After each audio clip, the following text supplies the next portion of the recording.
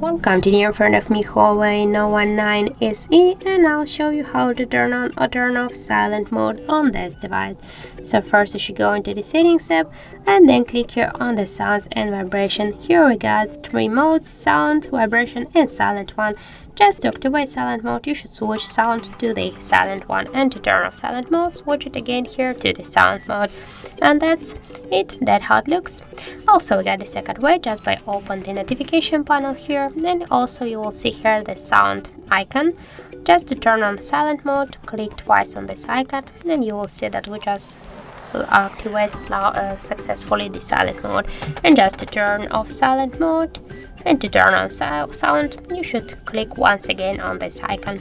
So that's it. Thank you for watching, and if you find this video helpful, don't forget to leave a like, comment and to subscribe our channel.